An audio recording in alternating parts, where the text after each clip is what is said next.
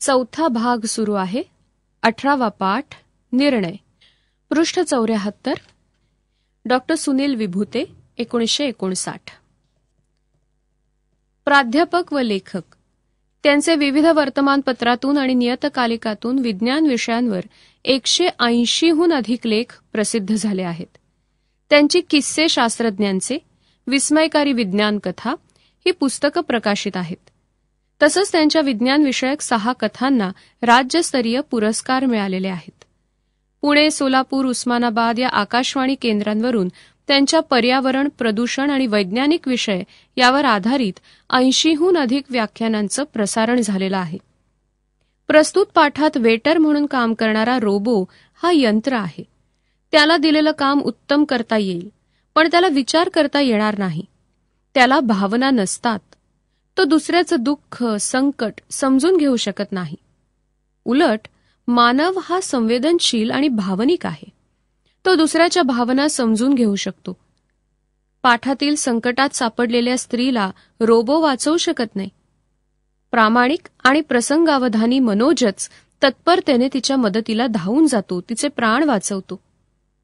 यंत्र हे यंत्रच आहे, ते माणसाची जागा घेऊ शकत नाही, असा संदेश आपणास या पाठातून मिळतो. पाठाच्या सुरुवातीला एक रेखाचित्र आहे. हॉटेल हेरिटेज असं लिहिलंय. त्यात वेटर म्हणून काम करणारा रोबो आहे, यंत्रमानव.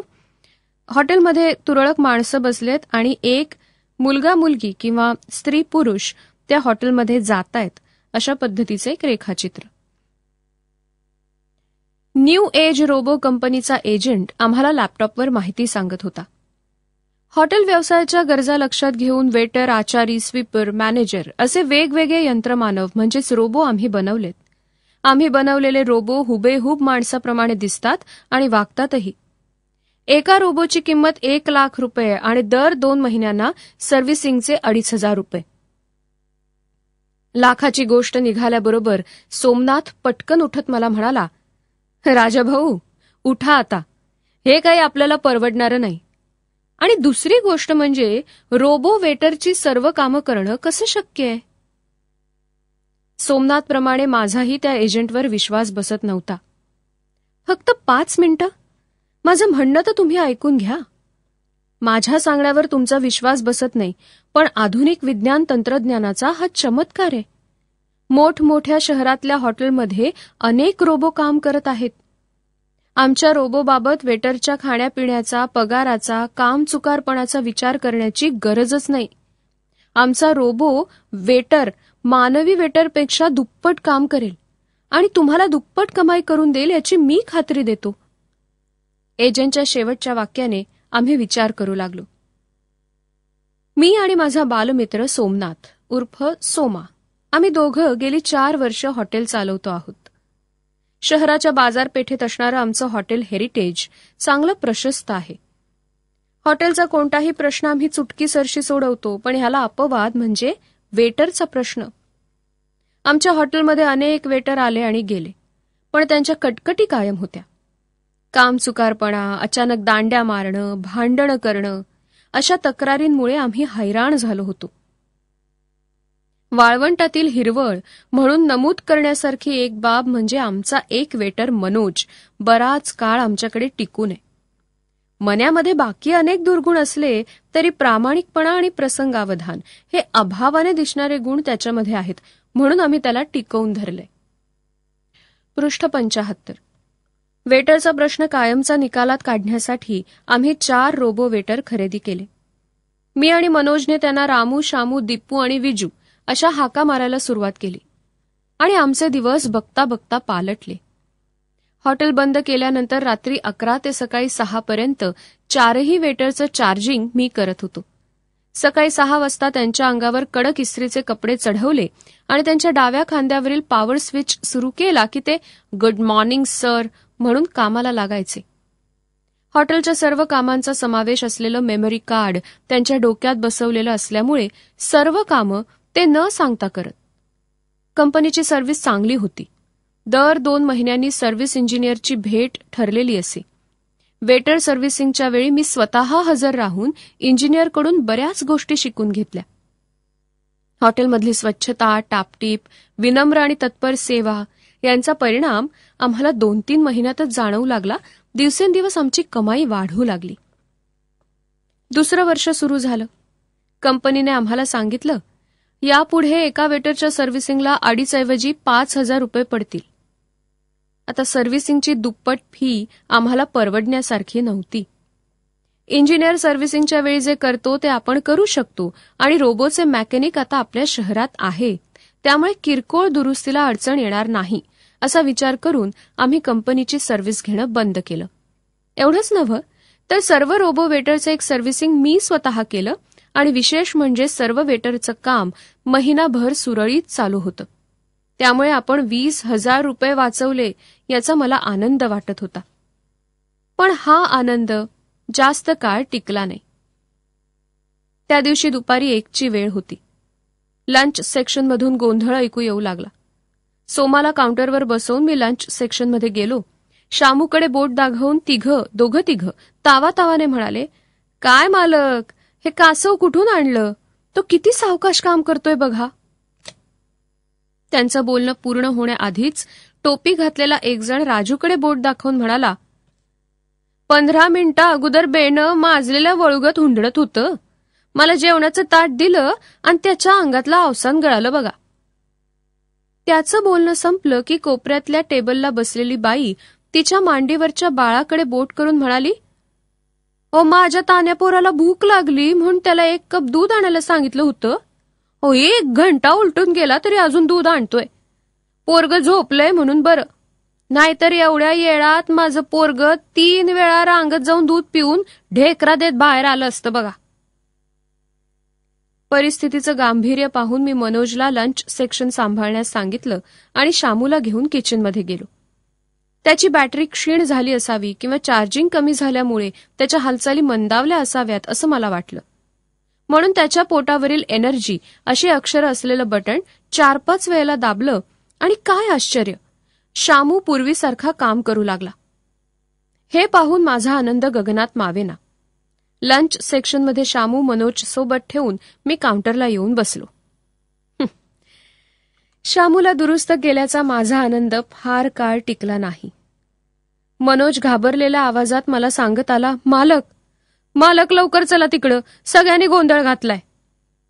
मी जाऊन पाहिलं तर शामू भराभर ताटं उचलतोय आणि पुन्हा मांडतोय. या अनपेक्षित अनाकलनीय प्रकारामुळे गिराईक एकमेकांकडे तर कधी शामूकडे अचंबित नजरेने पाहतायत असं दिसलं. असे प्रसंग पुन्हा घडू नयेत म्हणून दुसऱ्या दिवशी कंपनीत फोन लावून सर्व्हिस इंजिनियरला ताबडतोब बोलावून घेतलं. त्याने आमचे वेटर एका दिवसात दुरुस्त केले. आमच्यावर ओढावलेले विचित्र प्रसंग सांगून सोमाने रोबो वेटरची क्वालिटी चांगली नसल्याचं इंजिनियरला सुनावलं तेव्हा तो म्हणाला, हे बघा, आमची सर्व्हिस होती तोपर्यंत सर्व वेटरनी विना तक्रार तुमची सगळी कामं 15-15 तास अखंडपणे केली आहेत. 1 वर्षानंतर केवळ पैशांचा विचार करून तुम्ही आमची सर्व्हिस बंद केली आणि त्यानंतरच फजितीचे प्रसंग घडलेत. प्रमाणापेक्षा जास्त वापर झाल्यामुळे तुमचे रोबो वेटर निकामी झालेत. आता सर्व्हिसिंग केल्यामुळे ते 1 महिना चालतील. नंतर मात्र तुम्हाला नवे वेटर घ्यावे लागतील. हा नवीन वेटरची क्वालिटी ह्यापेक्षा उत्तम आहे. रिमोट कंट्रोल सिस्टीममुळे तुम्ही लांबून वेटरवर कंट्रोल ठेवू शकाल. आमची सर्व्हिस असेपर्यंत तुम्हाला काडीचाही त्रास होणार नाही याची खात्री मी देतो. तुमचा निर्णय लवकरात लवकर कळवा, कारण रोबो वेटरची मागणी खूप वाढलीय. पृष्ठ 76. सर्व्हिस इंजिनियरच्या म्हणण्यावर आम्ही बरीच चर्चा केली. रोबो वेटर नको या निर्णयावर सोमा ठाम होता, परंतु मी द्विधा मनस्थितीत होतो. इंजिनियरचं बोलणं आठवलं की रोबो वेटर घ्यावेसे वाटायचे आणि झालेली फजिती आठवली की रोबो वेटर नकोसे वाटायचे. अजून 1 महिन्याचा अवधी हाताशी होता, त्यामुळे सर्व बाजूंनी विचार करून निर्णय घेण्याचं मी ठरवलं. आता सगळं सुरळीत चाललं होतं, परंतु झालेल्या घटनांचा परिणाम आम्हाला जाणवत होता, कारण हॉटेलमध्ये गिराईक जेमतेम येत होतं. शनिवारी दुपारी 12:30ची वेळ होती. साधारण 35ची एक स्त्री 2 मुलांसह कारमधून उतरून एसी रूममध्ये गेली. एसी रूमकडे रोबो रामूची ड्युटी होती. तो तत्परतेने आत गेला. एसी सुरू करून त्याने ऑर्डर घेतली. थोड्या वेळाने त्याने ऑर्डर आत नेऊन दिली आणि तो दुसऱ्या कामाला लागला. 5-10 मिनिटांनी एसी रूममधून लहान मुलाच्या रडण्याचा आवाज ऐकू येऊ लागला. थोड्या वेळाने तो वाढल्यासारखा वाटू लागला. काही वेळाने एकाऐवजी 2 रडण्याचे आवाज ऐकू येऊ लागले. तेव्हा मी रामूला एसी रूममध्ये जाऊन येण्यास सांगितलं. सर्व व्यवस्थित आहे मालक, मॅडम झोपल्या आहेत म्हणून दोन्ही मुलं रडतायत, असं सांगून तो किचनमध्ये गेला. मला शंका आली म्हणून मी मनोजला एसी रूममध्ये पाठवलं. मनोजने घाबरलेल्या आवाजात आम्हाला हाका मारल्या आणि आम्ही तिकडे धावतच गेलो. बाई चक्कर येऊन बेशुद्ध अवस्थेत खाली पडली होती. तिच्या सगळ्या अंगाला घाम सुटला होता, तोंडातून फेस येत होता. मी मनोजला ड्रायव्हरला बोलावून आणण्यास सांगितलं. आम्ही तिघांनी त्या बाईला आणि तिच्या दोन्ही मुलांना गाडीत घालून हॉस्पिटलमध्ये नेलो. डॉक्टरांनी तिला तपासून पुढील उपचार तातडीने सुरू केले. 1-1.5 तासानंतर ती बाई शुद्धीवर आली. मनोज आणि ड्रायव्हरवर तिथली जबाबदारी सोपवून मी हॉटेलकडे परतलो. मी त्या बाईंची भेट घेतली. नंतर डॉक्टरांनाही भेटलो.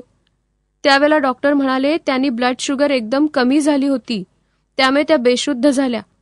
इथे लवकर आणलं म्हणून मी त्यांना वाचवू शकलो, अन्यथा केस हाताबाहेर गेली असती. आता त्यांना कसलाही धोका नाहीये, त्यांना फक्त विश्रांतीची गरज आहे. रात्री अंथरुणावर पाठ टेकल्यावर माझ्या मनात सहज विचार आला की दुपारी एसी रूममध्ये मी मनोजला पाठवलं नसतं तर कदाचित अनर्थ ओढवला असता आणि आमची एवढी नाचक्की झाली असती की आम्हाला हॉटेल बंद करावं लागलं असतं. पण आमचं दैव बलवत्तर, बाईंचा जीव वाचला. रोबो वेटर खरेदीपासूनच्या सर्व घटना पाहिल्यानंतर एक गोष्ट स्पष्ट होत होती, ती म्हणजे रोबो वेटरमुळे आम्हाला पैसा मिळाला, पण त्यापेक्षा अधिक बदनामी वाट्याला आली. एका कृतीने बदनामीचा कलंक धुतला गेला. दिवसभरात अनपेक्षित घटना घडल्या.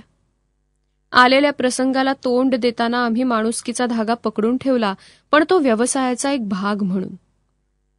मनोजने तो धागा उत्स्फूर्तपणे आणि निरपेक्ष रीतीने पकडून ठेवला होता. माणुसकीमुळेच माणूस श्रेष्ठ बनतो हेच खरं.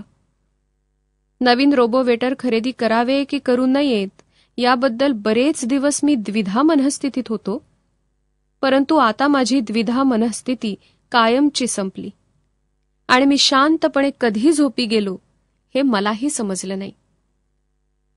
ही कथा घेतली विस्मयकारी विज्ञान कथामधून.